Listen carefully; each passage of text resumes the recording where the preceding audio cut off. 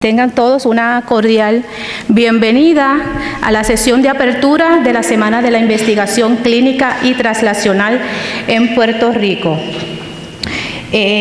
Para la organización de esta semana se unieron diferentes iniciativas, las cuales están aquí representadas.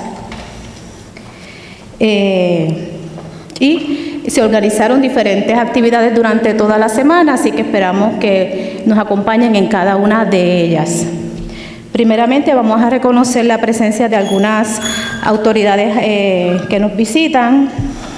La doctora Gualesca Crespo, presidenta de la Universidad Central del Caribe en Bayamón, que está por ahí.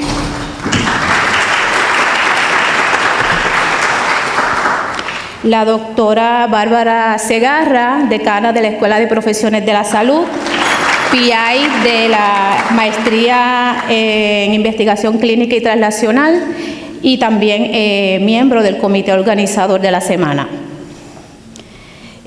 También tenemos al doctor Walter Frontera, PI de GIREC, y al doctor Miguel Vázquez del PRCCI.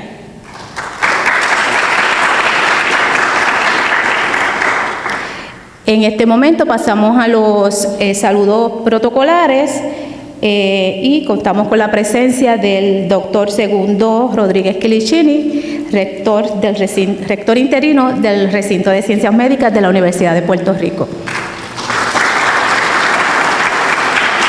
Le invitamos a que pase a ofrecer un saludo.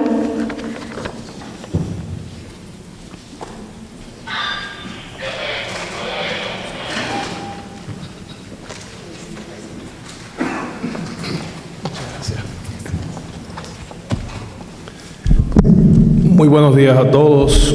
Me uno al saludo protocolar y es un placer darles la bienvenida oficial a la Semana de la Investigación Clínica y Translacional en Puerto Rico, evento que promueve la formación de investigadores clínicos y translacionales en el país. Esta celebración se estrena con la conferencia magistral Engaging and Empowering Non-Scientists, a cargo de la destacada ponente Sharon Terry, a quien conocí esta mañana, tuve el placer de compartir con ella en su hotel y en el Canal 4. Como principal institución dedicada a la educación en profesionales de la salud del país y guiados por nuestra misión educativa de investigación y de servicios, reconocemos la importancia que tiene la celebración de esta semana. Agradezco al señor gobernador, quien firmó la proclama que próximamente se les presentará, y al señor presidente, doctor Jorge Haddock, por su apoyo en esta iniciativa. También deseo destacar la labor encomiable que han realizado el doctor Rubén García, la doctora Margarita Irizarry, la doctora Lourdes Soto de Laurido y su equipo administrativo, al igual que el cuerpo de investigadores que ha contribuido a que esta actividad de envergadura sea posible.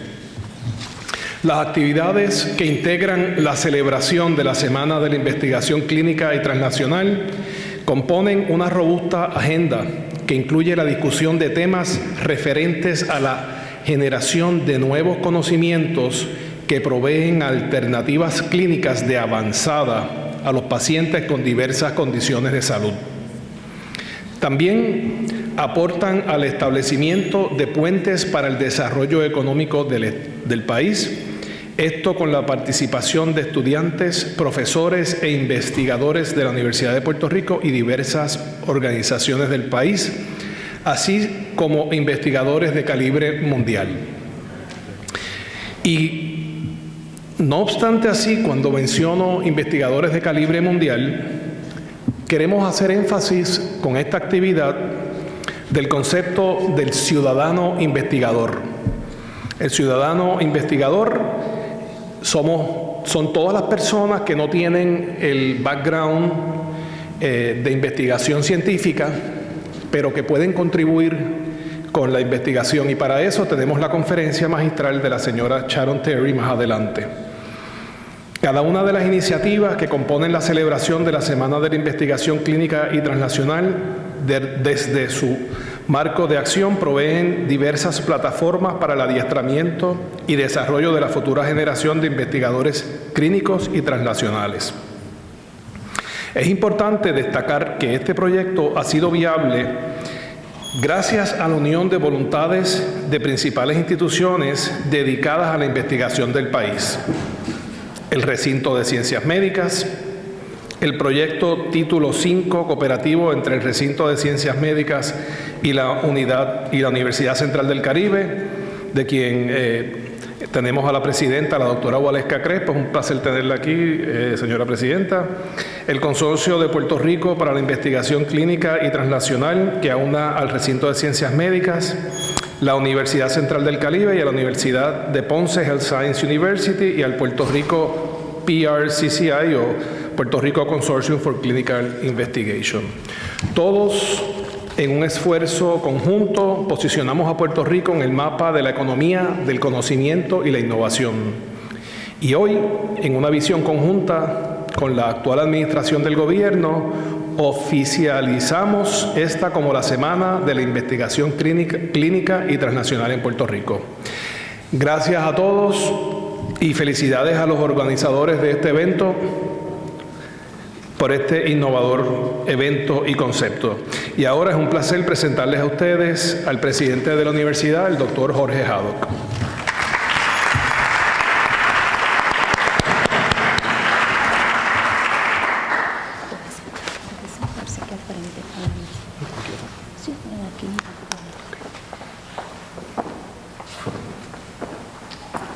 Señor presidente.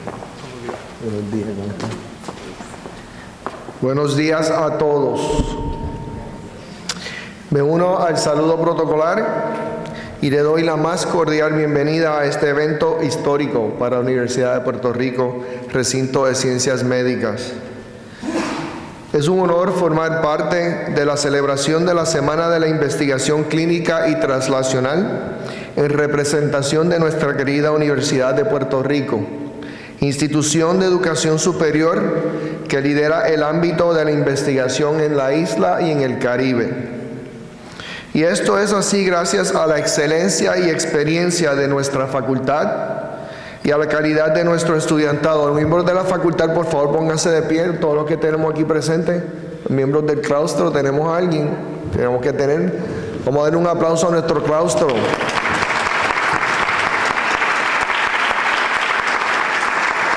Muchas gracias. Y nuestros estudiantes están representados. ¿Dónde están los estudiantes? Vamos a darle un aquí tenemos uno, ¿verdad? Pónganse de pie, por favor, nuestros estudiantes, para darle un aplauso.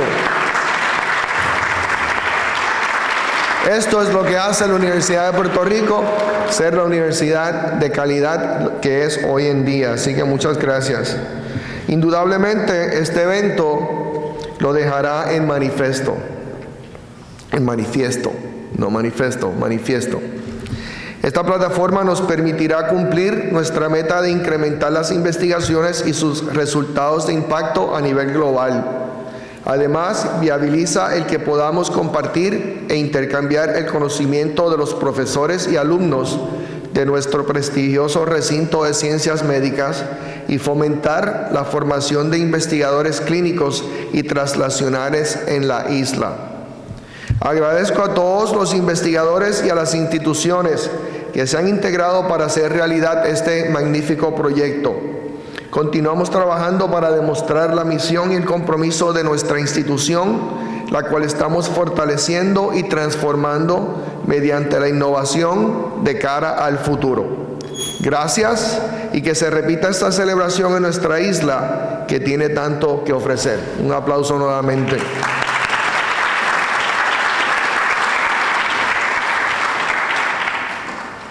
Agradecemos al señor rector interino y al señor presidente por su saludo y mensaje. Ahora tenemos al doctor Rubén García García, coordinador general de la Semana de la Investigación Clínica en Puerto Rico y director del proyecto Título 5, para un saludo.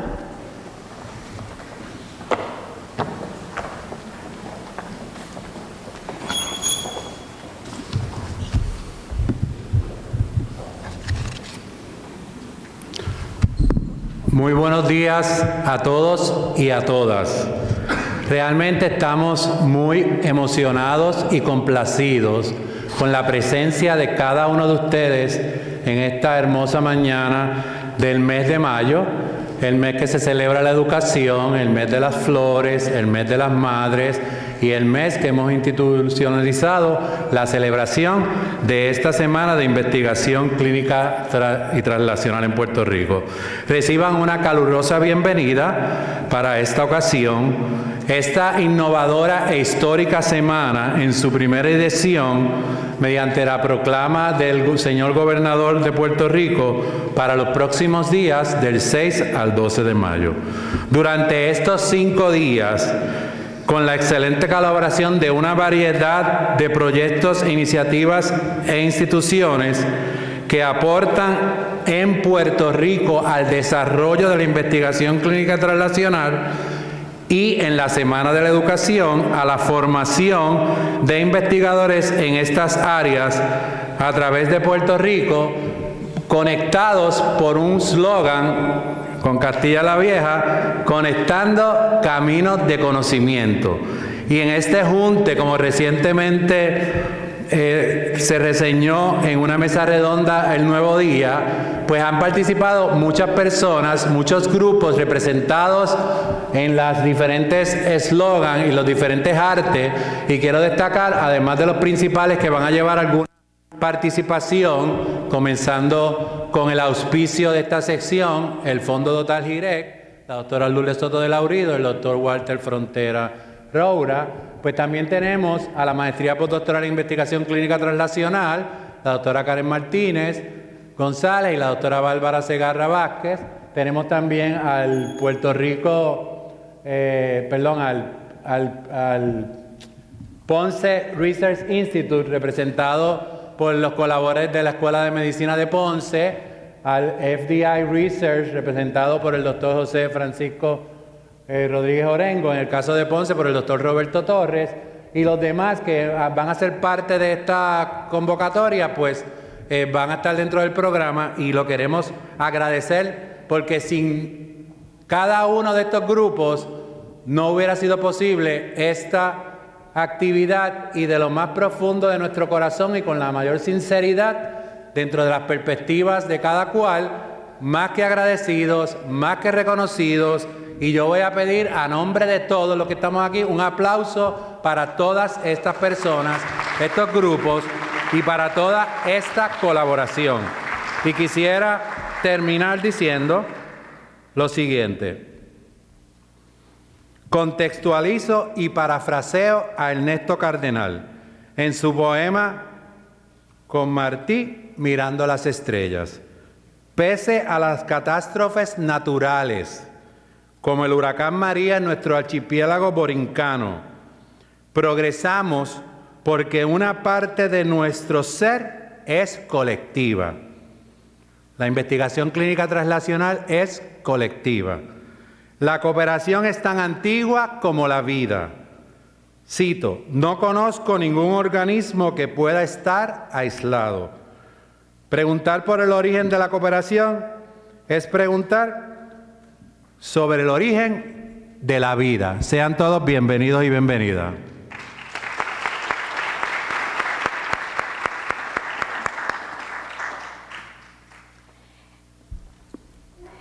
En este momento continuamos con los saludos, y en este caso tenemos parte de los organizadores principales de la semana, comenzando con la doctora Margarita Irizarry Ramírez, líder de actividades de desarrollo profesional del Puerto Rico Clinical and Translational Research Consortium.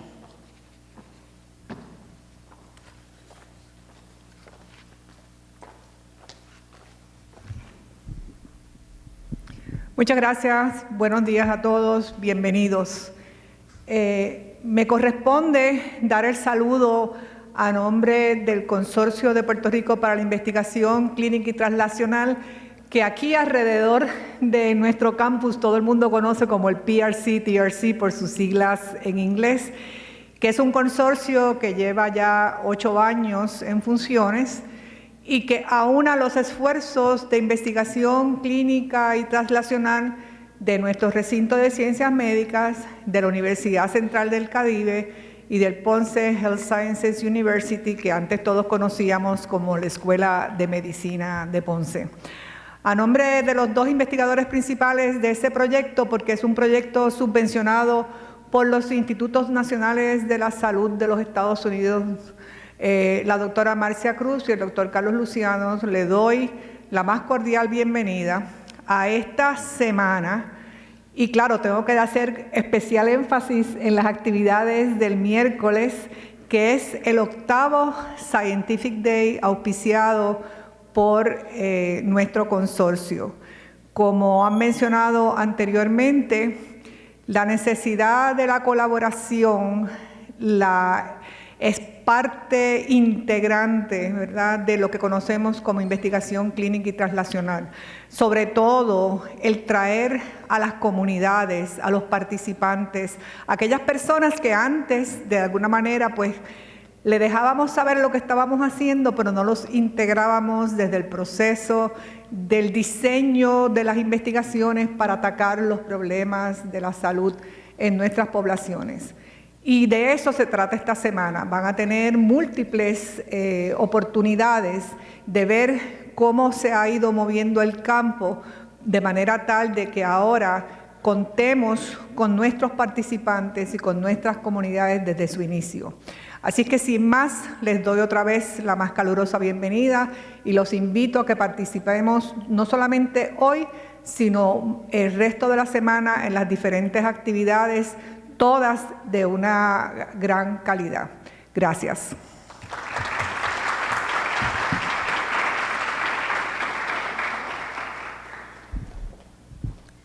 Continuamos con el saludo de la doctora Lourdes Soto de Laurido, investigadora principal y directora del Fondo Dotal Hispanic in Research Capability, HIREC.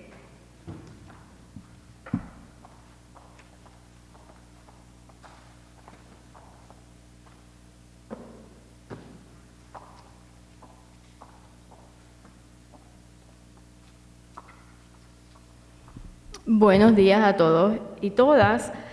El Fondo Dotal HIREC en el Recinto de Ciencias Médicas, junto a sus dos investigadores, el doctor Walter Frontera y esta servidora, tiene la misión de apoyar iniciativas científicas que contribuyan al desarrollo de infraestructura de investigación y a la cultura de investigación en este recinto. Aspiramos a apoyar la carrera de investigadores nuevos y en desarrollo con el interés de promover la investigación clínica y translacional para eliminar disparidades en salud y garantizar el fortalecimiento de los servicios de salud en la población hispana. Creemos que el intercambio de ideas con expertos, como fue este comité organizado y gestado por el doctor Rubén García, esfuerzos multidisciplinarios y multiinstitucional, nos permiten enriquecer el ambiente académico de investigación y de servicio para adelantar la cultura de investigación en el recinto de ciencias médicas. De esta manera podemos proyectarnos a nuestro país con el propósito de lograr equidad y la salud para todos, usando como guía los objetivos de sostenibilidad en un trabajo de proyección local, nacional y global. Como parte de este esfuerzo conjunto, a HIREC nos honra auspiciar la visita de la señora Sharon Terry, presidenta y CEO de la compañía Genetic Alliance, de manera que ustedes puedan sentir lo que es la comunidad no científica unida a la comunidad científica en pro de la salud de la gente común, ¿verdad?, en términos de salud para todos. Gracias y bienvenidos a todos.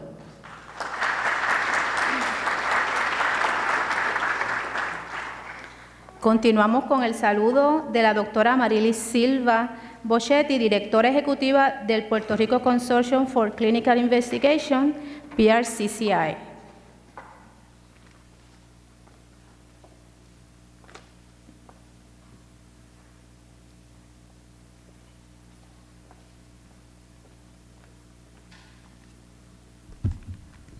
Buenos días a todos y a todas. Como directora ejecutiva del Consorcio de Investigación Clínica de Puerto Rico, es para mí un enorme honor poder dirigirme a ustedes en los actos de apertura de la Semana de la Investigación Clínica y Translacional de Puerto Rico.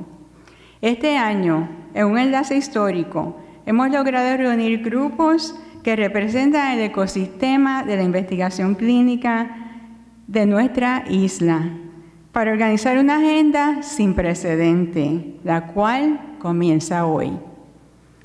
Cuando comenzamos a discutir la posibilidad de una colaboración entre el PRCCI y los grupos académicos que representan los distintos programas de investigación clínica, fue con gran entusiasmo que abrazamos la idea y que nos convertimos en parte de esta iniciativa.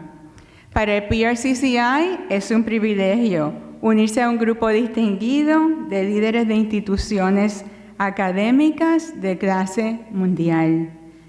Todos los eventos que se han organizado para la celebración de esta semana tienen como objetivo dar a conocer los esfuerzos que hacemos en beneficio de la investigación clínica y translacional y generar nuevas ideas de colaboración. Conectando caminos de conocimiento es el lema de esta semana. Nosotros en PRCCI estaremos cerrando la semana con la gran cumbre de investigación clínica de Puerto Rico, la cual hemos titulado Conectando el mundo de la investigación, totalmente alineado con nuestro lema de la semana. Este evento se llevará a cabo los días 9 y 10 de mayo en el Sheraton Distrito de Convenciones de Puerto Rico y provee una oportunidad única de conectarse y establecer redes con todos los segmentos claves en la investigación clínica. Tendremos conferenciantes de dentro y fuera de Puerto Rico con una agenda de sobre 40 oradores y también paneles en distintas áreas sumamente interesantes, pero todos con un enfoque al paciente, porque el paciente es el centro de todo lo que hacemos.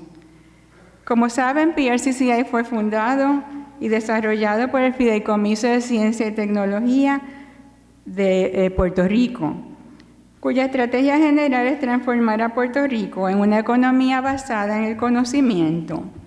Y todos coincidimos que Puerto Rico es un destino ideal para conducir investigaciones clínicas, las cuales incluyen recursos especializados, infraestructura, posición estratégica y excelentes universidades que producen profesionales altamente calificados para liderar el rol de la investigación clínica en Puerto Rico. Para nosotros en PRCCI es un verdadero honor estar aquí hoy celebrando este día. Les deseamos mucho éxito durante los eventos de esta semana y agradecemos la oportunidad de colaborar. Esperamos saludarles en la Cumbre de Investigación Clínica de Puerto Rico y esperamos continuar trabajar juntos por el desarrollo de la investigación clínica en Puerto Rico. Gracias a todos.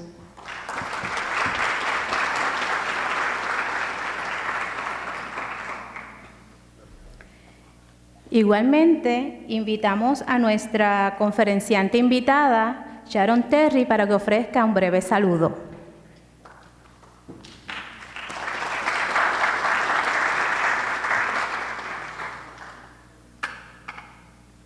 Thank you very much. I'm very delighted to be here. I apologize for not being able to speak Spanish. It's something that I should have done long ago. I think I have some slides. I don't know. I gave them at the last minute, so I'm not sure if this is not the time.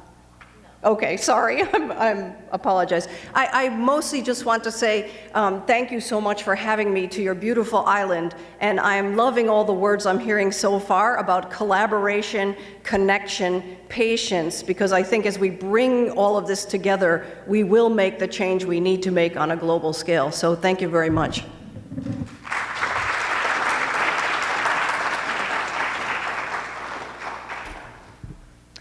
En este momento tendremos la lectura de la proclama del gobernador de la Semana de la Investigación Clínica y Translacional en Puerto Rico, la cual está a cargo de la licenciada Marian Cortina Abedol, secretaria auxiliar del Departamento de Estado de Puerto Rico.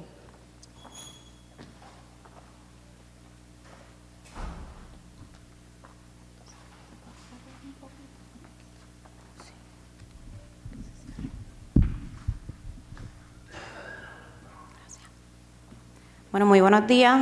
Llevo un rato pensando cómo me iba a ver detrás de esta computadora, porque no soy muy grande, pero qué bueno que se podía cerrar un poquito. Buenos días. Los felicito por esta iniciativa y espero que sean muchas más semanas que puedan celebrar a través de los años. Me honra estar aquí leyendo la proclama del gobernador por primera vez. Y continúo a leerla. El Gobierno de Puerto Rico conmemora la Semana de la Investigación Clínica y Translacional en afirmación de la política pública que promueve las iniciativas públicas y privadas que propenden a la salvaguarda de la salud y el bienestar del pueblo puertorriqueño. Desde el inicio de este siglo, en consonancia con la definición y desarrollos en la investigación clínica translacional, han surgido a nivel gubernamental, universitario y privado una serie de iniciativas tales como Consorcio de Investigación Clínica y Translacional de Puerto Rico, organismo que incluye el Recinto de Ciencias Médicas de la Universidad de Puerto Rico, la Universidad Central del Caribe y la Ponce Health Sciences University. Otras de estas iniciativas son Maestría Postdoctoral en Investigación Clínica y Translacional, FDI Clinical Research, Consorcio de Investigación Clínica de Puerto Rico, que agrupa a los centros e iniciativas académicas y privadas líderes en la investigación clínica en Puerto Rico, Instituto de Investigación de Ponce, Fondo Total en la Capacitación en Investigación para Hispanos y Título 5 Cooperativo en Investigación Clínica y Translacional entre el Recinto de Ciencias Médicas UPR y la UCC, que junto a otras escuelas, universidades en las ciencias de la salud, clínicas, hospitales, centros de investigación y organizaciones comunitarias a través de Puerto Rico, tienen el fin común de adiestrar, proveer oportunidades y llevar a cabo investigaciones de excelencia. Cada una de estas iniciativas, desde sus marcos de acción, provee plataformas para adiestramiento y desarrollo de investigadores clínicos y translacionales, a la vez que contribuyen al escenario académico para los aportes en la investigación clínica y translacional, en instituciones públicas y privadas de educación e investigación en las ciencias de la salud. Estas actividades son puentes de desarrollo económico para la isla y proveen alternativas clínicas de avanzada a los pacientes en muchas condiciones de salud que de otra forma tendrían que buscar fuera de Puerto Rico. Yo, Luis Gerardo Rivera Marín, gobernador interino de Puerto Rico, en virtud de la autoridad que me confiere la Constitución y las leyes de Puerto Rico, proclamo del 6 al 12 de mayo de 2019, Semana de la Investigación Clínica y Translacional. Al así hacerlo, exhorto al pueblo de Puerto Rico, a las entidades públicas y privadas e igualmente a los medios de comunicación, a la solidaridad que amerita esta conmemoración de interés público. En testimonio de lo cual firmo la presente y hago estampar en ella el gran sello del Gobierno de Puerto Rico en la ciudad de San Juan, hoy 3 de abril de 2019. Muchas felicidades.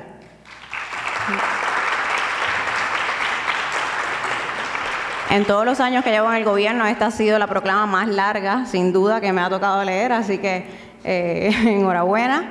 Le pido ahora, por favor, a todos los organizadores, ¿verdad?, y las personas aquí más importantes en este evento que pasen a recibir la proclama del gobernador.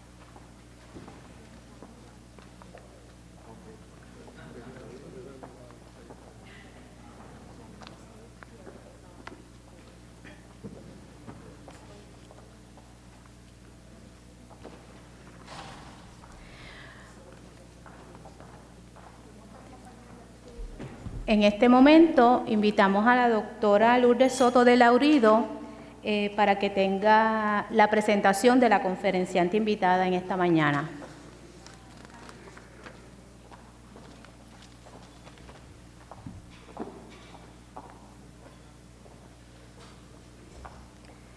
En este momento es un placer presentar a la conferenciante que tendrá a cargo la conferencia plenaria que da comienzo a la semana de la investigación clínica y translacional en Puerto Rico. La señora Sharon Terry está orientada a audiencias, ¿verdad?, de poder, de advocacy, no científicas, de gente ordinaria, de gente común y corriente que se preocupa por conocer cómo podemos mantener nuestro estado de salud óptimo. Ella brinda diferentes soluciones a problemáticas de salud en Puerto Rico que impactan la investigación clínica.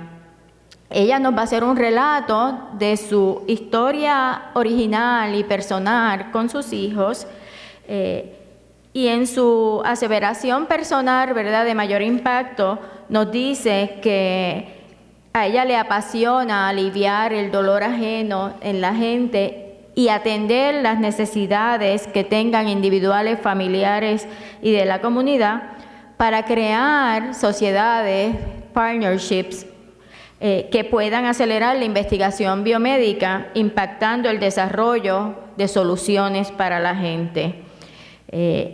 Ella cree que hay que comenzar, cree que debemos trabajar todos juntos y aceptó la invitación de estar hoy en Puerto Rico y compartir su relato, que entendemos que ustedes van a vivir y van a disfrutar cuando ella nos diga todo lo que ella ha hecho. Vamos entonces a comenzar con su slide, la gente del control. Ajá. Y entonces, Sharon.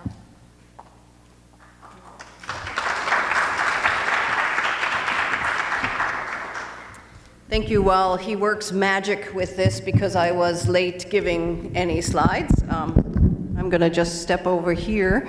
And thank you so much for welcoming me to your beautiful island. I'm delighted to come here. I've never been to Puerto Rico, and this has been a dream of mine. So I'm very delighted to come, especially for this. A lot of what we've already heard this morning, as I said, had words like collaboration and working together, really trying to figure out how to alleviate the suffering of people. And that's basically what I'm going to speak about for this morning's opening plenary. Because I think if we don't change how we come to do science together, we're not going to make a difference. And I think when we start to look at what does it mean for us to begin to change the paradigms that aren't really working in so many ways, we will see that we have to do some things differently. I think you have an amazing opportunity in Puerto Rico to do that because you are a place that has many wonderful scientists with a willingness to cooperate and work together, such as we're seeing this entire week with all the various institutions and agencies. So to begin, we often talk about patients, and what I want to say is that this is often what we think about when we see the word patient. And I would say that we are not patients, and we are not patient either. That we really want to look at this differently. When we are put in the position of being just the patient, there's an information asymmetry that doesn't allow us the power that we really have as patients, as people who have disease. Every single one of us is one of these people. It's all about people, and that's what we've been talking about today, and that's what we will be talking about this entire week. It's also all about communities of people. And part of what I'm going to say today is extremely important to me coming from mainland United States, where I think we do a very bad job of working with individuals from communities that are traditionally underserved or marginalized. And those include Hispanic people in the United States overall. We keep helicoptering into communities and bringing them what we think they need, when in fact we need to empower the communities themselves. And so I'll be talking about that as well. So why am I here? I'm here because this is very personal to me. I would like first, though, to discover what's personal to you, because this is personal for you, no matter how you got here, whether this is your profession, your passion, your specific personal interest, it's still personal for you. Every day, I risk, and you risk in certain ways, because this is personal. So we're going to start with an activity that will cause you to take some risk. It will ask you to return a bit to the way that we all came into this world as children who were very curious, and as children who were willing to go out there and do whatever it was that we needed to do to get whatever we wanted or were interested in. And so we're going to do something called a repeating inquiry. And this is actually an ancient practice, thousands of years old, from traditions like Buddhism and early Christianity and early Judaism, where people actually listen to each other, imagine. We will listen to each other for a short time today. We're going to do a very simple version of this. Sometimes it's done for an entire day. But essentially, this is going to be a time for a person. You're going to be in pairs, which is already going to be so scary, because I'm going to ask you to move to sit with someone else so that you can work with someone else. But hang on 1 second for that scary part. What you will do is listen to each other in a very formal way, almost like going to the gym and working out a particular muscle. I'm going to work out your listening muscle and also your ability to notice what's happening for you muscle, because both of those things are going to be critical for us as people if we are going to change paradigms, really be collaborative, and truly be able to work with one another. Science is filled with competition, as you well know. And what I hope we can do this week, and why I want to kick this week off this way, is to say, where are the places that I can take a little risk and actually be more collaborative, be more collegial, be able to work with each other. In this activity, which is going to be 5 minutes and 5 minutes for each of the speakers in this partnership, anything goes, and so during that 5 minutes you can be silent, you can use words, you can use gestures, you can use sounds, whatever you wish. And you might encounter a fear in this 5 minutes, and I predict the first one might be finding your partner in this auditorium. And I want you just to go with, what does it feel like to have that fear? Not so much to stay in the fear, but to say, let me be curious about why I'm afraid right now, whether it's about something I'm saying, whether it's about something I'm thinking, whether it's about even this movement to find each other. So, the repeating inquiry we're going to use, and there's lots of repeating inquiries you can use, and by the way, you can do this with your partner, with your children, with your coworkers, and you can do any kind of repeating inquiry like, tell me what you dearly love, tell me what you want, tell me what you need, tell me what you love. And in this case, we're going to say, tell me why you are here. And anything again can come. I'm here because my professor made me come. I'm here because it's my job. I'm here because I passionately love XYZ, whatever.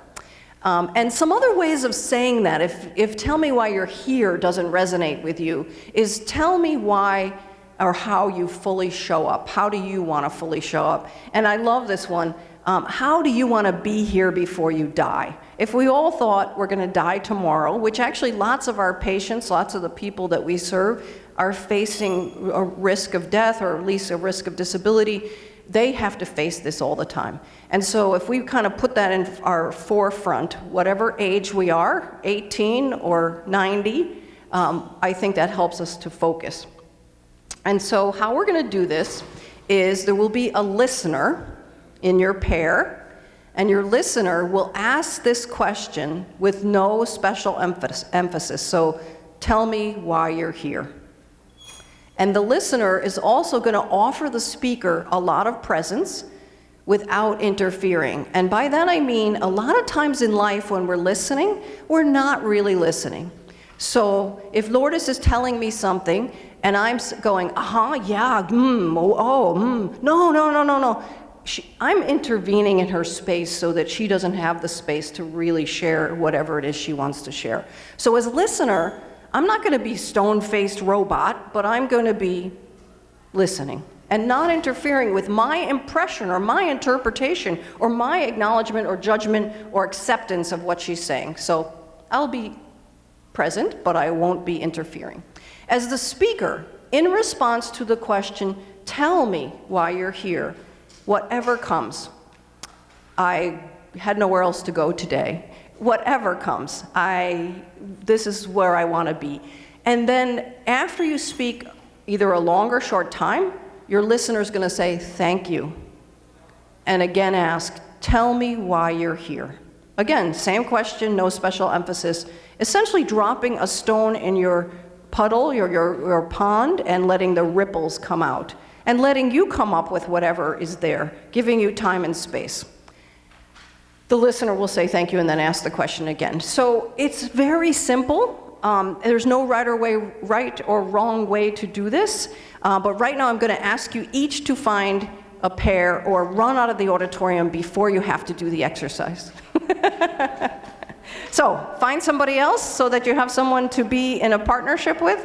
You can just turn toward the person next to you if that's the simplest thing. Move your body if you need to. Thank you. You are among the most cooperative group I've done this with. And I've done it with deans and presidents of universities. I did it with the House of Representatives in the United States. So lots of people have participated in this. Okay. When you are listening, you are not moving your mouth. So there will be only one mouth moving. Does anybody need a partner? Raise your hand. I see some single individuals. Do you want to find somebody? Or do you want to sit this out? That was also a possibility. But you could risk finding someone. I think the photographers are dismissed from this activity. Okay, so, speaker, you're going to invite the listener to ask you this question, tell me why you are here. Once you ask that listener, you're not going to say anything else for 5 minutes except thank you if the person pauses. If the person doesn't pause, you don't have to say anything else.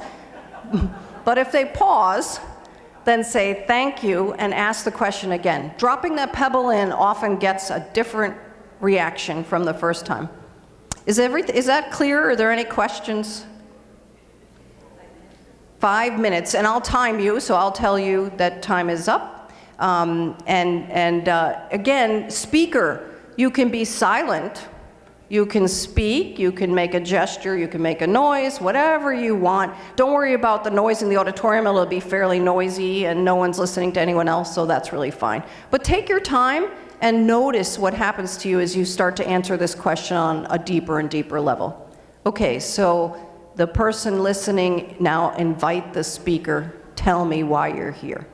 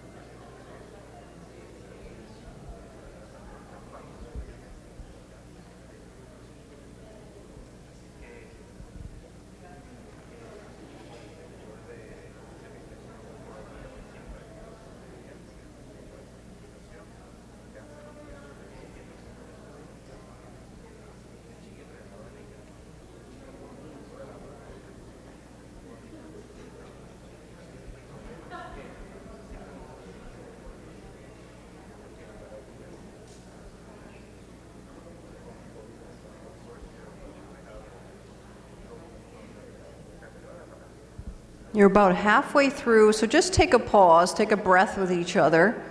And speaker, notice, and if you're going, keep going. Speaker, notice where you're uncomfortable, where you're comfortable, what's stirring in you. And listener, notice the same. What's uncomfortable to you about doing this experiment? Is it even impossible for you? There's some really rich material for you there to probe. Why is this hard? Why am I having a hard time doing this? Or why am I enjoying this? So a few more minutes.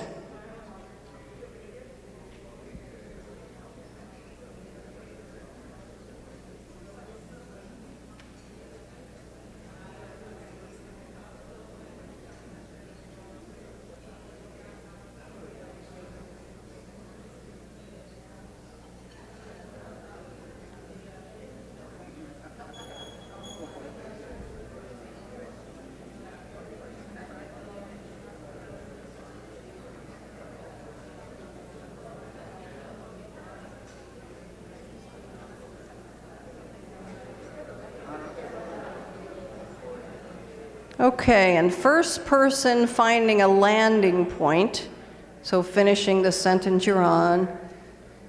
And just take a breath together again. And we're going to switch partners, so you're going to offer the expression option, the speaking option to your partner. And if you're a little loose on this go-round, you know, if you, as the listener, actually spoke, I'm going to invite the listener to not speak and not intervene on the speaker's time. So let's switch now, and again I'll time you. And this time the person listening is going to invite the speaker, tell me why you're here.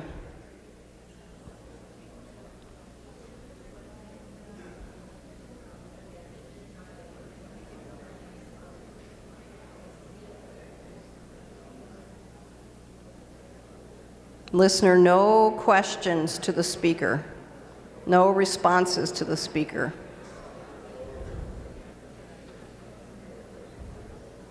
Only one person is speaking for the whole 5 minutes.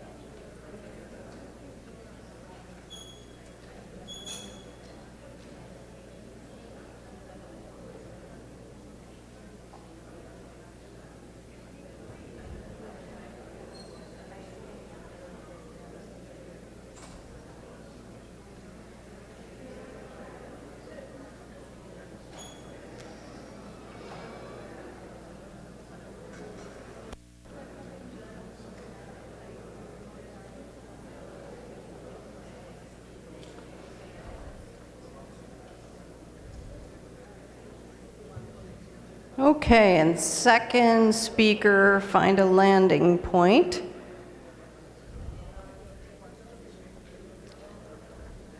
So any reactions to how difficult it was to listen or how difficult it was to speak with just being listened to with no back and forth? Was it easy? Was it hard? Very easy, okay. Great. Anything new you learned about yourself and listening?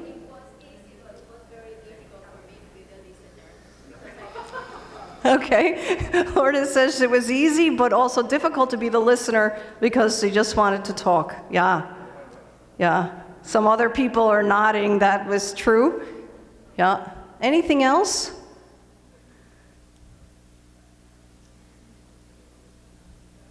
Okay. Yeah.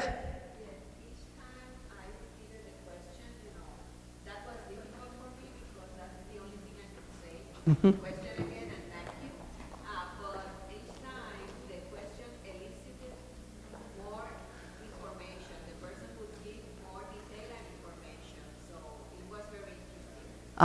Okay, so she said each time, it was difficult because she could only say the two things, the question and the thank you, but also each time it elicited more information from the person, and so that was a good thing.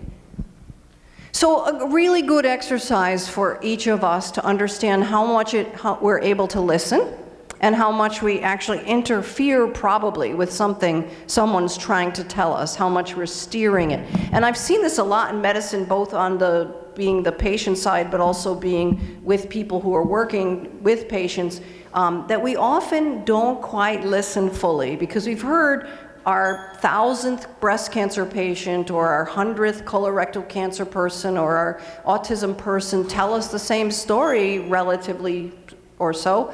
But we don't give the space to hear the nuance or hear the new piece. And on the other side, we also are not listened to very much because of whatever it is on the other side, anxiety or fear. So this exercise, I think, primes us to start to understand both sides of the equation. The other part for me that's pretty important is as I go through, tell me why I'm here, and at first I say, I'm here because these very excited individuals came to a meeting in Washington, D.C. and asked me to come here. I'm here because I've always wanted to come to Puerto Rico and it's a beautiful place. I'm here because I passionately believe in us changing how we've done research so far and figuring out how to include people like us who are patients. Which brings me to why I initially was here is because of my two children, Elizabeth and Ian, who were diagnosed with pseudoxanthoma elasticum in 1994. This is a rare disease most people have not heard of because there are 7,000 rare diseases. And when people come to me who have this disease and say, my doctor doesn't know this disease, no doctor can know 7,000 rare and several thousand common conditions. So I very much accept that. But I didn't accept that there was nothing done about this disease. And so my husband and I very early on founded a foundation to promote research on the disease. This is not an uncommon thing that parents do. They found foundations in the United States, 501c3s all over the United States and Puerto Rico even. And we're looking at, though, how do we accelerate disease, not just support patients, which was traditionally what they did. And in my case, in 1994, there was no internet. There's no people doing research at all on anything. They're just supporting patients. And we, in fact, founded a biobank because we found if we owned the samples and we owned the clinical data, we could bring the researchers to us and make them share. Without doing that, they wouldn't share. My favorite saying is when they told me, researchers are like cats, and you can't herd cats. You can herd cats if you move the food. So I just moved the milk bowl, which was the biobank and the clinical information, and I could create a consortium where people shared. That's kind of what you're doing in many ways by building your consortia, is saying, what are the incentives for us to share? How do we move the food so we all go to the same food bowl and we all want to be with each other while this happens? We went on to do genetic testing, and now we have all the way to right now some therapeutics that we're testing. The story of PXE is not so important. It obviously is to my children and to the people who have it, but more important is that we can replicate this system and create better ways for people to work together. I did a TED Talk that you can look up, and it describes a little bit more about that story. For me in this whole thing, there were 3 aha moments, and those were that the needs of people, like my kids, are not being met. I think that's true across the board, even with common conditions, particularly as we stratify them and as we decide that they're actually subsets, or the genetic stratification of disease makes all disease rare. There's not enough being done for people. Rare diseases are this great new warm-up so that we can get this research done in a way, especially in this age of precision medicine.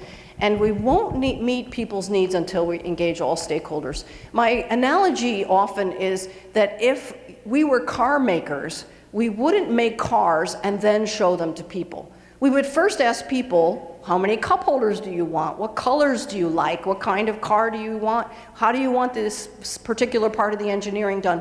And in medicine and biomedical research, we often do the whole thing and then ask some people, was that good? Did you like having lumbar punctures on Christmas for your clinical trial? Did you like taking one drug 15 times a day? Do you like this kind of intervention? Instead, engaging people all the way is important. Citizen science has become somewhat common in the US, and we've all seen it. I'm going to give you a couple examples. This is Dana Lewis, who's created an artificial pancreas. So she has a website, doityourselfpancreas.org. She essentially took all the components that were being used in her diabetes, put them together into this set of materials, and created an artificial pancreas in her garage. She now has an FDA approved device that she's worked through. It's much smaller, it's more compact, and it does all the things she needs for intervening and assessing her diabetes. Stephen Keating discovered he had a brain tumor by having had an MRI while he was a student at MIT. He had done the MRI for the $25 that they gave him, and he himself then discovered his own brain tumor. They didn't notice it even in the readings. He's gone on, he was making 3D models at MIT at the time. That's a 3D model of his brain tumor that he made as a Christmas tree ornament for all his family. He's gone on, actually switched his major and university to Harvard and went to med school in order to get access to all his information, because they wouldn't give it to him as he went through the process of having cancer himself. So we believe that what can be done for one can be done for all. And now, going from PXE International in 1994, in early 2000s, I became the president and CEO of Genetic Alliance, which is an organization dedicated to doing this for all and for supporting advocates around the world so that people can work together. I've written a number of papers, not because I want to write papers, but because it's the way that the scientific community communicates with one another. And so I put some of this in a more formal way so that other academics and investigators could read it. But we really are interested in how do we activate communities to meaningfully engage in research. So not just to be the guinea pig or the mouse in the research as a person, but instead to be a true partner. And so there were some things that were very important for us to do, and in the US, I think we're all happy here to know that we have the Genetic Information Non-Discrimination Act. That helped us to be able to start to put together the individual genetic information with the clinical information, and to bring this into a place where we could really understand how do people feel protected and feel part of the equation. That was a 13-year effort that I led all throughout the Congress in order that we might have this protection that protects us in employment and insurance. And I led a coalition of lots and lots of organizations that worked together to do that. So that was, I think, a very important piece of that. I won't go through all these pieces, but it was a bill that was introduced in Congress. As many of you know, I'm sure, Congress and its lawmaking is like sausage making. You really don't want to watch it. You only want to have the end product. And so there many, many times the bill was introduced over and over and over until we finally got to the signing. You'll recognize a couple people in this picture, probably Senator Ted Kennedy, the late Senator Ted Kennedy, and the late Louise Slaughter now both led this effort in the Congress. And then you also notice Francis Collins there, who sends his greetings. He's my neighbor and the godfather of my children, so he's delighted that I'm with you today.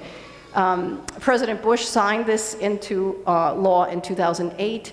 And it's important to me as an example of something that the laws and institutions must go hand in hand with the progress of the human mind. So I think as much as we all probably get pretty bogged down with policy and with setting institutional guidelines and setting the kinds of agreements we want to have around data sharing, everything from the highest level down to the lowest level, those policies are going to have to support what we're doing, and I like to see them go ahead of the science and not lag behind the science. Ultimately, people engaged science or research is going to have this cycle. So we're going to look for authentic and significant relationships. And I think the kind of exercise we did at the beginning is what I mean, that we actually see each other eye to eye and not see each other as just groups of people who are faceless and nameless. I think we're going to actually have to know each other and have relationships with each other. We're going to need shared project concepts. And again, I think we often start in biomedical research with a really good idea that we're very curious about, and that's fabulous. What we need to ask, is this really relevant to the people who are suffering? Is this what they want? Is this what they need? We don't ask that question a lot. And I think we go down paths that are interesting and certainly have a place. But in translational science, and particularly in this science where I just learned you've translated the word to mean moving along. If we're going to go from the bench to the clinic to moving along, and I would say not just to the bedside, who wants to have people stay in bed forever, but how about into the world and into practice? If we're going to do that, we're going to need a shared concept, not just my idea or your idea or someone else's idea. And then sharing the project plan and execution. We all know you can have the best plan in the world, and as soon as you finish writing that grant, get it funded, and start the project, everything is different than what you said on the paper. Part of that you knew, and you wrote it so the reviewers would give you the money. Part of it you didn't know, because as you start to do the experiments, the science, things change. And so I think we need to be involved with each other all the way through. And then community-generated dissemination, evaluation, and reporting. Again, to translate this into guidelines, into the community, we have an army of people who will do it if we do engage communities early and often. And back to my original comment about I'm often working in the US where inevitably someone is saying to us, have you reached Hispanic people? Have you reached African Americans? Like it's something I need to throw out a fishing line and reel some in. Ridiculous. It really should be that we're partnering in communities with each other, that I could be a resource for a Hispanic community and they are doing the work, initiating the endeavors, and really truly doing what's important for them, not me bringing in an idea that may have no relevance. So this way of creating community, of creating ways to do this together requires cultural sensitivity and humility. The first thing we each have to say is whether we're talking about a breast cancer community, an autism community, a rare disease community, a Hispanic community, a Latino community, a Cambodian community, it doesn't matter. I have to be humble that I don't know what it is to be in that community. And the only people who do know are the experts themselves, the persons living with that community in that condition, in that way. Part of that experiment we did this morning was to say that as well. We don't know what someone else would answer, tell me why you're here. They're the expert of themselves, and we really need to listen. And so we also need shared language. That's pretty tough. Not just whether it's actual languages like Spanish, English, French, Vietnamese, whatever, but actually the idea that we know conceptually what we're saying to one another. We need our communication to be open, which is often difficult if there is an information asymmetry. If I am feeling like afraid, if I'm feeling like I'm not being heard, that makes that difficult. Active listening, which we participated in earlier. Defined expectations is so important. We know that in our own relationships, right? If we don't have matching expectations, or at least understand the expectation, then we can't meet the need, or we fail to participate in a way that's meaningful. And then clear roles and responsibilities. So again, articulating those things over and over is really critical. So engaging communities across all phases of research, I think, has a number of steps as well. And we could go through all this. I'm going to leave my slides with all of you to use in whatever way you wish. These are some roadmaps we've built as part of a project called PCORNet, which is the Patient-Centered Outcomes Research Network, where we are looking at how do we truly collaborate with patients. and others. And then I'm briefly going to go through some tools because I do want to leave plenty of time for us to have some conversation. Genetic Alliance, again, this alliance that I've put together of support groups and of advocacy organizations and universities, has put together a suite of tools that are useful for everyone. So the first one, it starts where people start. So this is called the Advocacy Atlas. And this is where, you know, the mom or the dad or the person has been diagnosed with something, and we essentially want to look at how do they kind of travel through that map of where do they get information, what do they do about school, what do they do about insurance, all those things that families face. As clinicians, you're often just looking at this person in front of me and what they need medically. As people who have been diagnosed, there's a whole world that swirls around them that isn't well coordinated, and what we're trying to do here is put some of those steps together, including things like lots of kids who used to die earlier from disease now live into adulthood, past adolescence. What about that transition from adolescence to adulthood, and are there things that they need in that space? Things about employment, et cetera. And so a whole host of resources there. Another resource we built is called diseaseinfosearch.org. The address is here in the corner. And all 10,000 diseases and their subtypes are listed in this directory with their support groups, with the information around whether or not they have the gene found, assays, cohorts well developed, whether clinical information is ready. So in other words, both for the people diagnosed who can then find support and educational information, but also for the researcher to say, is this a good community for me to work with? Is this a well-developed community, has a good cohort, et cetera? This information is put in by the actual communities. So we again say we're not the expert as Genetic Alliance of 10,000 diseases and their subtypes, and neither is PubMed, and neither is Medscape, or neither is, you know, you can name any of them. The communities themselves are the experts, and so they put this information in. We do curate it, so we know that it's quality information, and then we also have a partnership with the National Library of Medicine at NIH to bring in other information, but to filter it, because you can imagine a parent Googling ectodermal dysplasia or autism or breast cancer, comes up with 3,000 articles on PubMed and doesn't know that the first one they're reading is actually a very esoteric article, not mainline, not central. And so we do a kind of filtering of what's a review article, what's current, that sort of thing. We're also very involved in registries, because one of the places that we see that people can contribute very well to research is by being active participants in research. But the way we recruit now for clinical trials is ridiculous. We put up flyers in bus stops, or we put ads out somewhere, or we put a note in clinicaltrials.gov because everyone reads it first thing in the morning, right? So what we are looking for is ways to make this much easier. Lots of times we've been told that it's like looking for a needle in a haystack to find someone for a clinical trial. And we instead believe that a haystack is made of needles. Every single one of us is useful in some way to clinical information, to clinical trials, but we're not participating because we don't know where to plug in. And that's true of us whether we have a condition or whether we don't, whether we have a predisposition or whether we're that amazing healthy specimen that could be a control for a trial. And so what we're looking for is how do we invite people into these trials in registries in an easy way, where they live, where they work, where they play. And so we started, and we're expanding this right now, with simply looking at what communities would need registries. And we work with those communities, and we're up to about 45 of those, and I like to say with cake sale and car wash money, because as much as NIH is our friend, they give us $0 to do what we do, because we're not an academic institution, and they're really interested in funding academic institutions more. So we look for communities. This is a Joubert syndrome community, a rare disease. We take and put in an iframe right on their website, a portal that allows them to set up a registry. We're actually running that registry in the background, but nobody knows that. They just want to use the portal because they want to be in a trusted community. Back to this, who's trustworthy and who's not.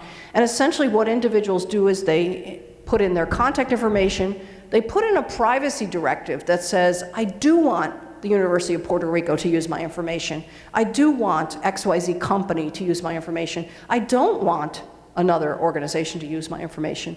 We don't have a lot of don't wants, but we give people the option. And I like to say, it's the same thing as if I went to your house right now and I took your bicycle and I went for a ride, you would call the police. It was stolen.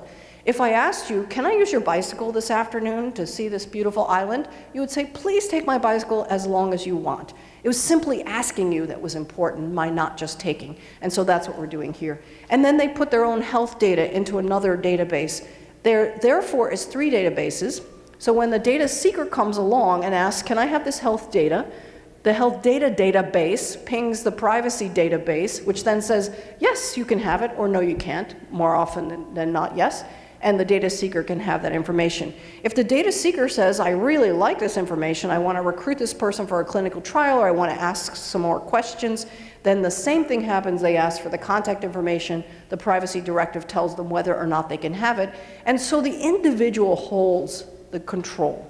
It doesn't mean the individual owns the information. It doesn't mean the data seeker owns the information. We're not looking at what's ownership. It's not a legal transaction here. It really is about who controls what happens. And there were a lot of scientists who said to me when I built this, you're going to reduce the number of people involved in clinical trials because lots of people will say no. And I said, well, if we have 3 to 4% of Americans in clinical trials, I think we're doing a pretty bad job. And if I could increase that to 8% or 16% and 1% say no, we're still doing a much better job. So far, we don't even have anywhere near 1% saying no of about 50,000 people. So I think this might be a very interesting way to do this. The other important thing for me here is the privacy settings. These preferences are set using members of the community. So again, the idea that it should not be somebody pontificating from on high, or Vanderbilt University or Columbia telling me where my data should go.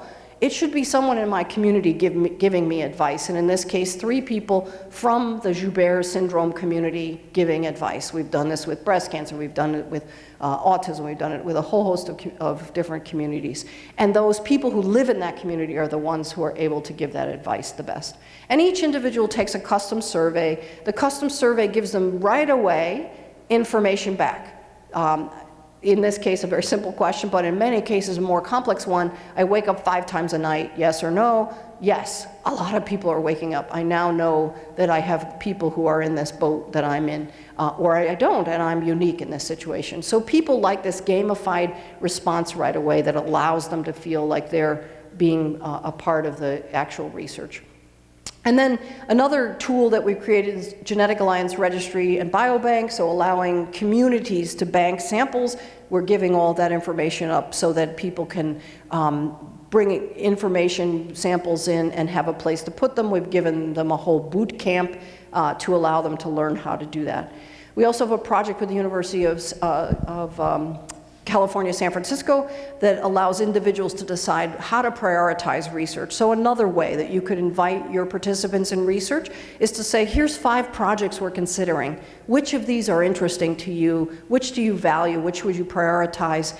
And then the support you get from communities, from, overall from Puerto Ricans across the island to say, we support biomedical research, we support this particular activity because we have something invested in it ourselves as well.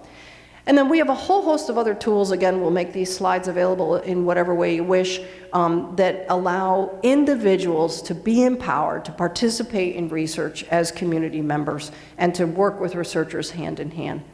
And how I think, and I'm going to sum up here, how I think you can, how you can materialize or concretize some of what I've just said is to really continue to keep people in the center. Figure out how it is that people remain in the center. Several groups I've been in, the words are on the wall on flip chart stick-ups saying people-centered, participant-centered, patient-centered.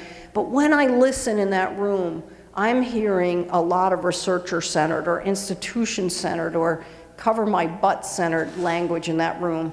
And if we actually flipped some of the language, some of the researchers I'm with are pretty surprised when we flip it to say, I want to empower people, and then the next sentence is about how to make sure that their research is done in the same way they've done in the past.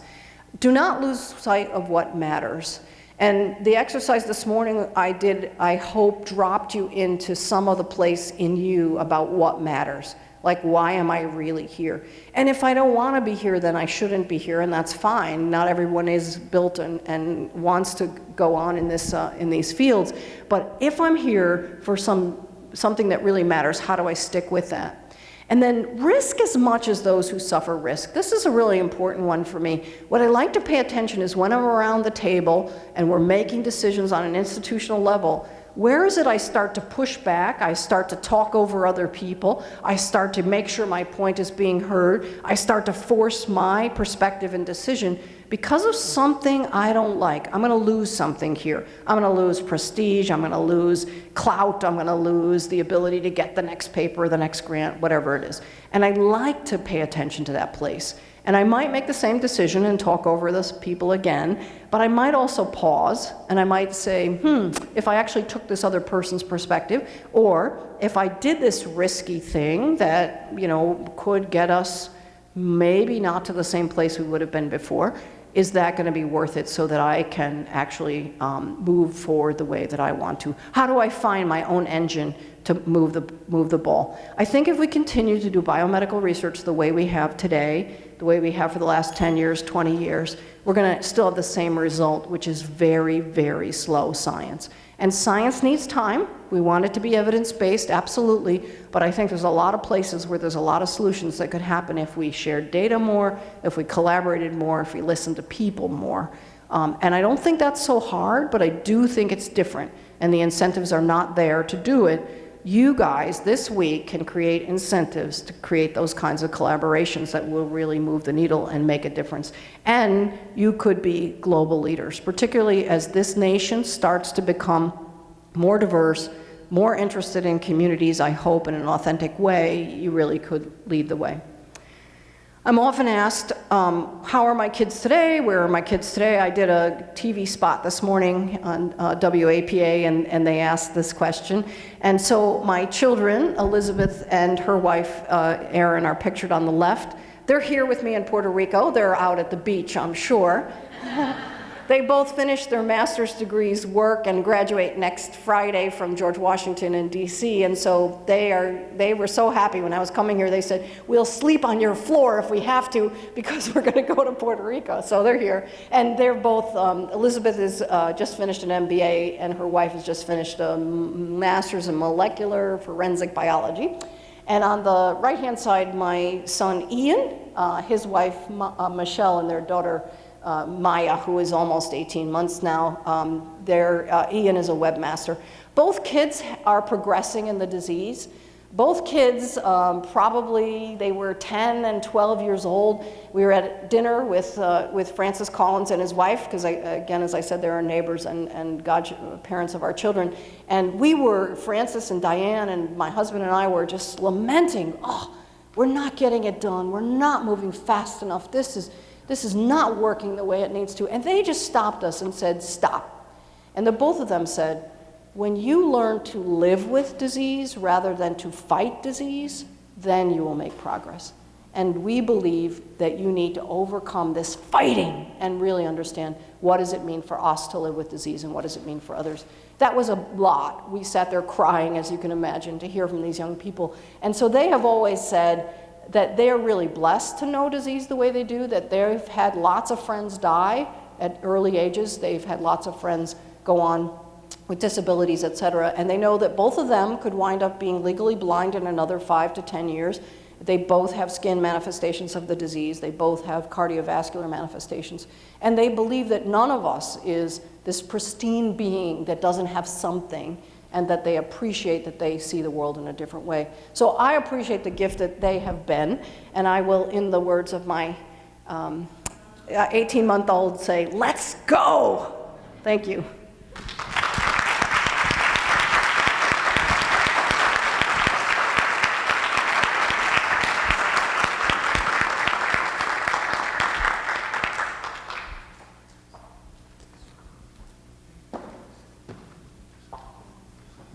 Sure. Okay.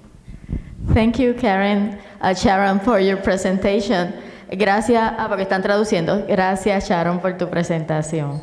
Y ahora abrimos, ¿verdad?, a sesión de preguntas y respuestas, dudas, comentarios, Yo tengo algunas, pero me gustaría primero la audiencia, ¿verdad?, que hiciera sus preguntas. Yes.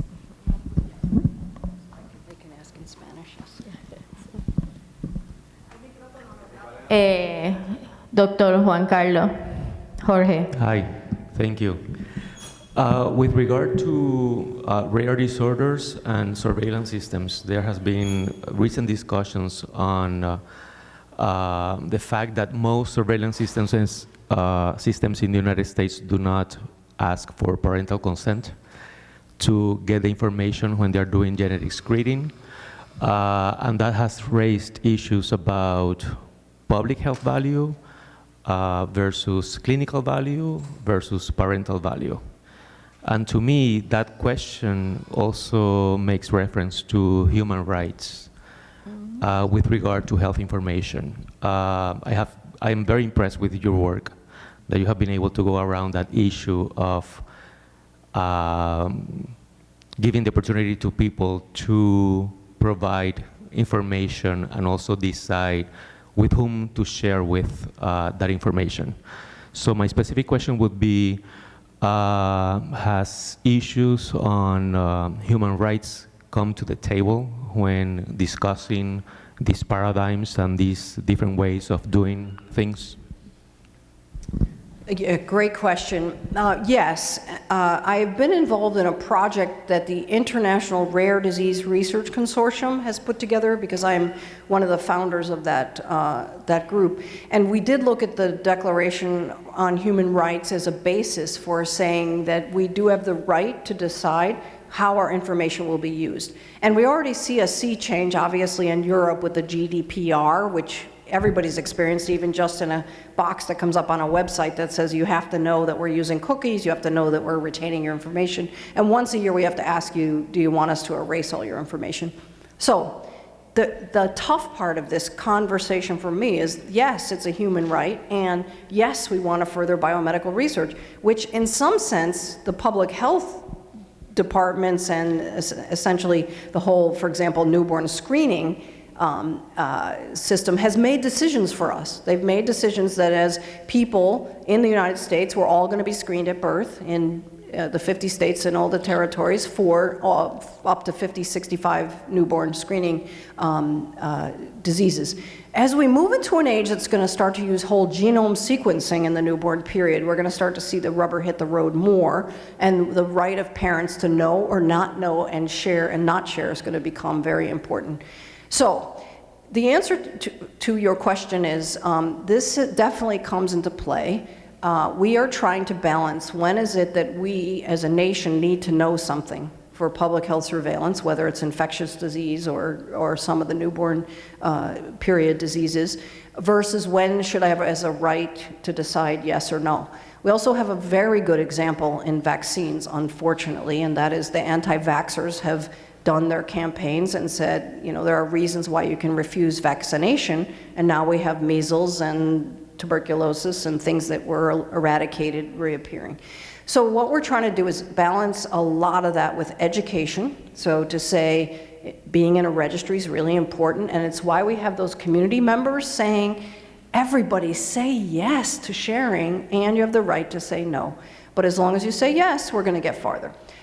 We don't want to coerce people to, which is why my plea is that it's actual community members, that it's not, you know, somebody from NIH telling a Latino community or a African American community or whatever what they should be doing, because there's such tremendous ability to discriminate against whole communities with research that's done.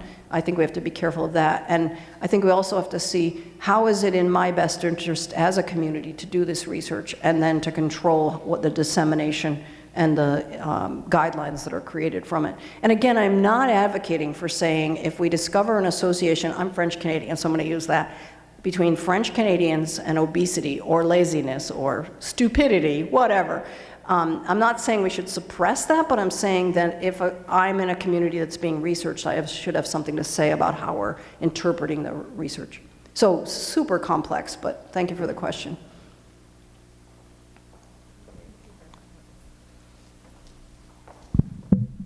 Gracias, Sharon, por la excelente presentación. Ahora no voy a hablar ni como coordinador ni como director. sino como abuelo, padre, y ahora que usted presentó a su pequeña nieta de 18 meses, para el momento que usted explicaba lo que ocurrió con sus hijos hace 25 años, mi hijo menor tenía 1 año. La pregunta que yo haría es para las padres, las madres, los abuelos, ¿qué usted le diría a la comunidad, a estas personas que en este momento estuvieran pasando por una situación particular que pasaron ustedes como familia en términos de la esperanza y las oportunidades de vida y el hacer algo parecido para alguna otra condición, a otra situación de salud? Great, thanks very much for the question. I would say that the first thing to do is to give yourself time to have space to sit with and understand where you think you want to go and what you know. I would also say that it is such a much better age for this to happen to you than in 1994. Again, there was no internet. So I couldn't post something saying I want to find people with pseudoxanthoma elasticum. What I did was I went to the major newspapers and said I want to post something, and they said it'll be hundreds of dollars. So I made up calendar events all across the United States and said, we're having a PXE meeting. We weren't, but it was a way to get a free calendar event.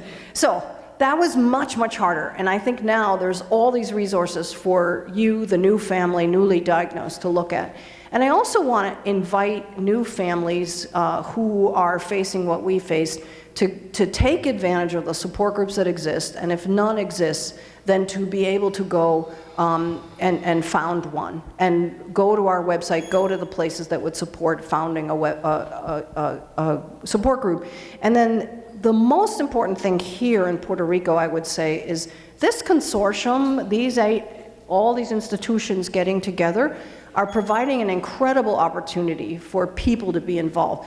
The very fact that I am invited to kick this off, and I'm very honored to do so, is quite incredible.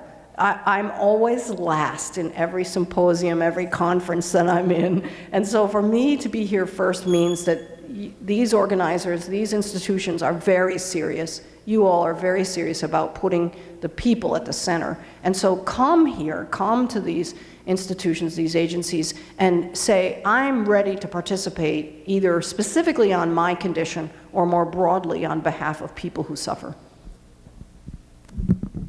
Thank you, Sharon. Very impressed with your talk, and we talked a little before. I'm a patient advocate, being a scientist and also a 2-time breast cancer survivor. The roles change, and it's an opportunity to mix the two together. So I'm blessed to be able to do both.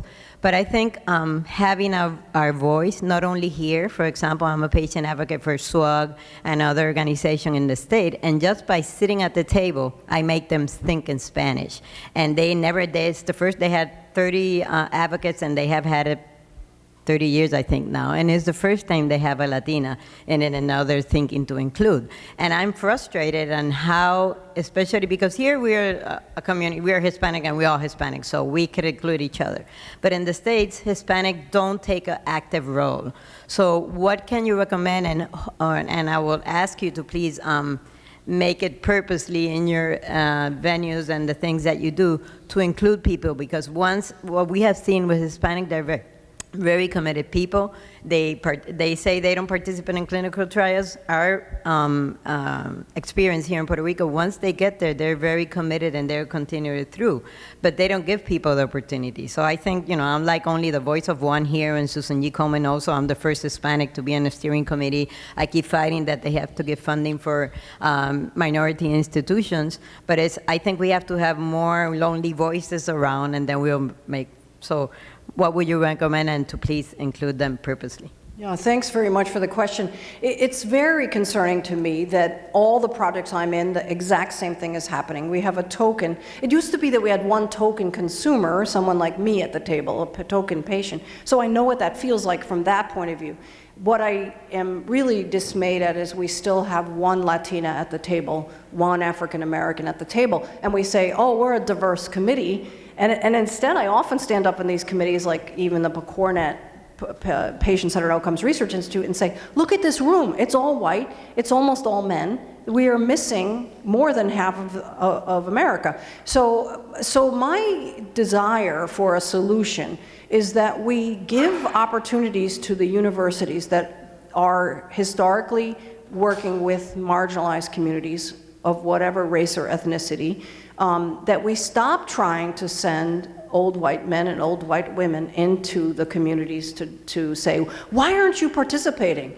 You don't look like me, you don't have the same opportunities I've had, and I'm asking you why you aren't participating. I think that's a disservice.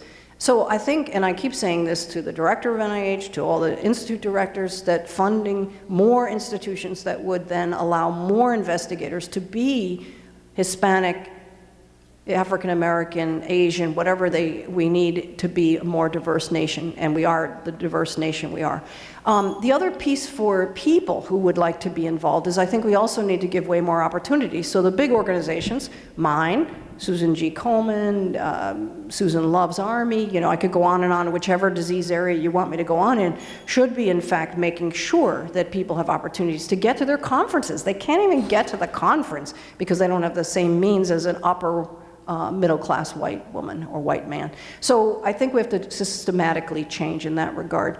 And then I think we need, especially with regard to Spanish and English, be more bilingual in everything that we're doing. I mean, the reports are that the whole of the United States will be more than 50% Spanish speaking, not necessarily first language, but overall, very soon. And so it's crazy that we're not doing things bilingually more often. And you know, I'm a great case in point since I never learned Spanish. My father's first language was French, and I thought, it's good enough to know 2 languages. It was the wrong second language. But I do think we also have to do that as well. And I think we have to stop making excuses for not having people at the table who do represent the communities that we're concerned with and need to be serving, and instead start to have them at the table. It's tough because lots of the, you know, again, I'm in a nonprofit organization, no one funds us at all, and so to find the funds we need to actually fly people in, to put them up, is hard, and we're committed to it, so we try to do it in all cases. So thank you for your question and for your service, and I know how lonely it is often to be the lone voice, making the same, you know, a prophet in their own land is not heard, so I'm happy to add my voice to yours. Hello, Sharon. Thank you so much for your presentation. I thoroughly enjoyed it. I have actually maybe a follow-up question to, or it's aligned to the previous one. It actually has 2 parts. One has to do with, in your experience, how can we help, I'm thinking about mental health diseases. You know, there is a lot of stigma surrounding mental health, and there's a lot of genetic information, epigenetics that we need to continue to do. What are your recommendations how we can bring those groups together and help people go out, you know, and contribute and participate? That's one. Number 2, we have talked about the Hispanics and the U.S. population. I'm thinking about, as we are also talking about connecting the world, how or have you thought about expanding beyond the U.S. Frontiers? I'm thinking about, you know, the Caribbean is it's a mixed set of countries with different heritages. Same thing, Latin America. We can go global wide. So how can what can be the next steps if you have thought about it? Yeah, great questions. So for the first one, I think it's simple as involving individuals who seem interested in mental health issues, and there are some formal organizations like NAMI and a couple of others, you can get them off of our website, involving them to sit down and say, what would serve you? And the idea of giving them some protection from being public if they don't want to be, because I think that's often the case for people who have the stigma of having a mental health condition. And then asking, how can we provide the right system for you? It's going to be a little different than other communities. So even what I showed you in terms of people having preferences, there are people who say, use my orthopedic data, but don't use my mental health data. I don't want you to know I'm bipolar. I don't want you to know I've had, you know, a certain kind of illness. So I think it's really sitting down with the people who are affected and asking what would be most effective for you. And then how do we educate toward being less inclined to be prejudiced against and or receiving stigma in these conditions? Again, I think the answers are going to come from the very people. And I think people, there's some good tools from some of the major organizations in the US that have developed tools around mental health issues that I think could be beneficial there. For the second one, yeah, I think working globally is absolutely critical. We were having a couple conversations this morning about how it's incredible how intermixed, admixed, whatever terms we want to use, the world is becoming, and that because we can fly and travel easily, we're mixing the world up very easily. Boundaries don't really exist anymore, and that's a good thing, and it means we need to work globally. And sometimes we can work by language, so all of Latin America, Central America, Spain, you know, we can, and lots of the US overall can be involved in, for example, Spanish language endeavors. And the ways that we've begun to do that is to work with something like the International Rare Disease Research Consortium, with the international group of funders around the world to say, how do you want to start going across boundaries? Because for you to do siloed work in just your country is really not going to promote research the way we need to. It's also not encouraging people to see, well, if my brothers and sisters who are Latino, Latina in another country are involved, why can't I be involved too? The models will be really important for people to feel trust as they move into research. So I look for us to figure out ways whole nations can work together, you know, that the US could start to work with Central America and Latin America so that we all can be involved. And that globally we start to see, can we have, back to the policies, can we have some common policies that make us feel comfortable? You know, are you not going to sell my data wholesale to someone else that we haven't agreed to? Are we going to use these data together as Europe, as South America, as North America, as Africa, in a way that makes a difference for everybody? And we're starting to see a little of that activity, both on what I call the grass tops as well as the grassroots. All of our organizations like Komen and mine and others are international and have more and more participation from other countries. So I think that's also going to help as we move forward. But I think it's a critical question.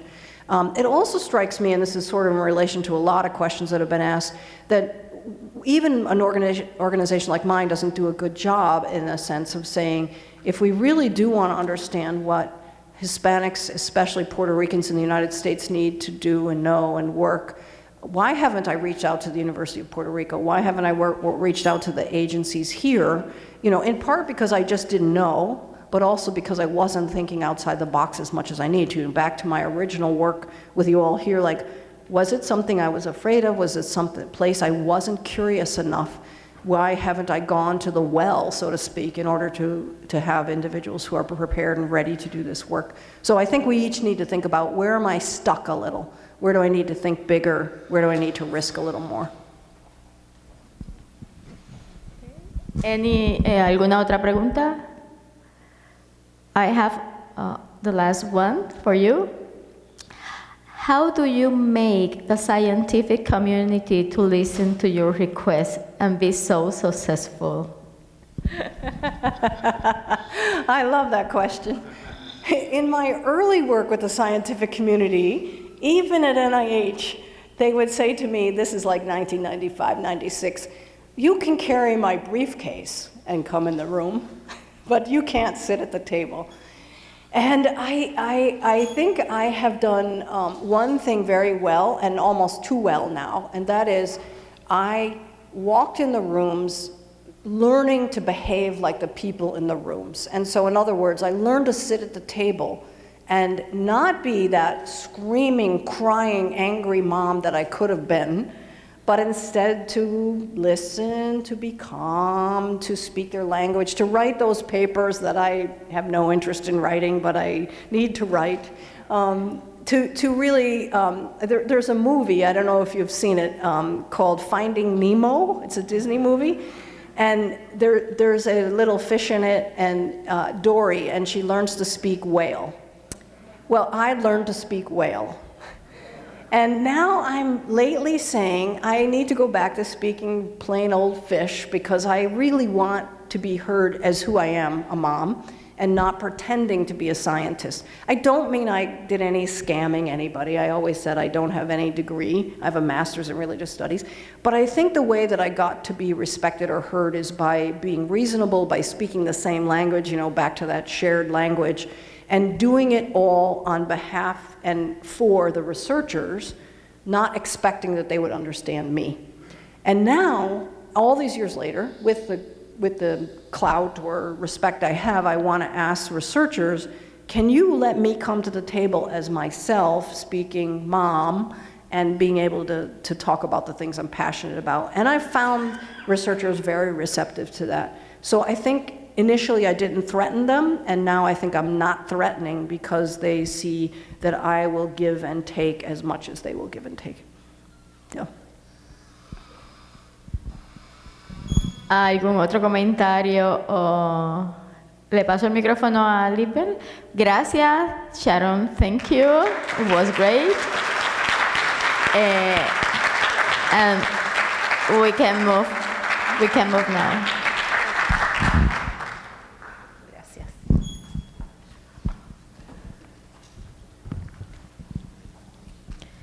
En este momento tenemos la participación musical del coro de Recinto de Ciencias Médicas, dirigido por la profesora Amarilis Pagán Vila.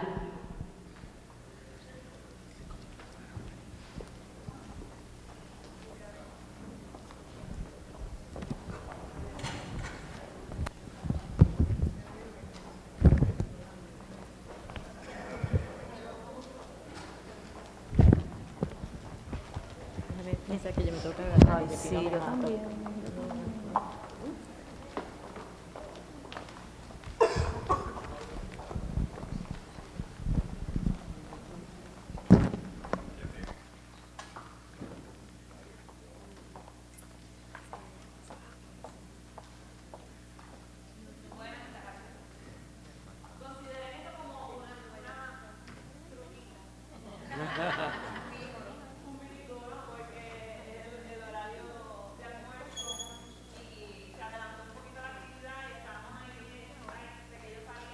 Clases al mediodía para venir a cantar, así que hay unos que están estacionándose, otros vistiéndose, que no llegaron a tiempo.